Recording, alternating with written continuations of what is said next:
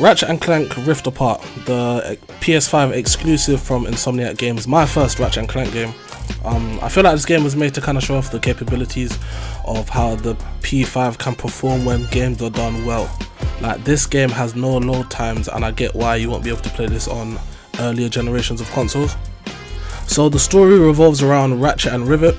Obviously, Ratchet and Clank being the main OGs in the game, Rivet is their counterpart from a different universe. So the story is written quite well, there's loads of funny moments, but with this new character there's a lot of character building. So as she originally doesn't have like a counterpart of Clank in her own universe, and she's scarred from machines, in the beginning there's loads of trust issues you have to go through. They also touch on different mental health topics that I won't spoil in this video. With all the multiverse stuff that's happening in the media today, you can kind of assume where there's two nearly identical universes with similar characters, but they're all unique in their own way. Gameplay. The gameplay is a smooth 60 frames per second. I streamed it and I didn't drop a frame at all. So the performance is not a problem. Platforming was challenging yet rewarding once you got the hang of it.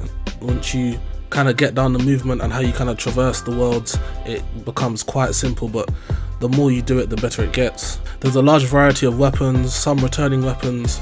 So if you've played the original Ratchet and Clank, you're going to see some classics.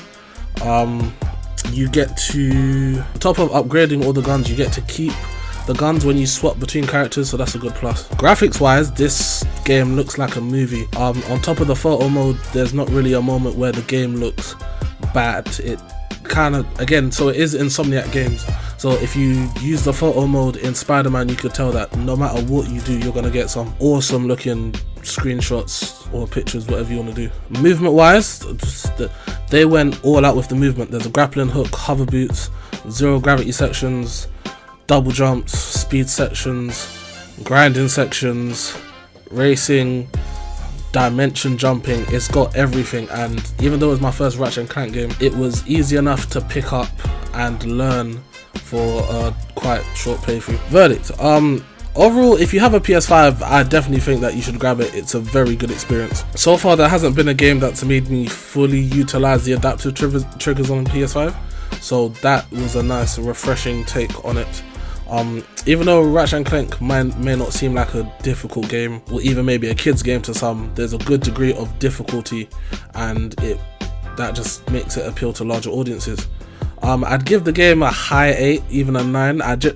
I generally don't have a reason to tell you not to get the game and try it. Even if it's not your cup of tea, give it a go. Pick the game up on sale. I think the total play time, I finished the story in just over 10 hours, and that was with doing a majority of the side missions and just me not doing the new game plus mode, but that's also an option for the future.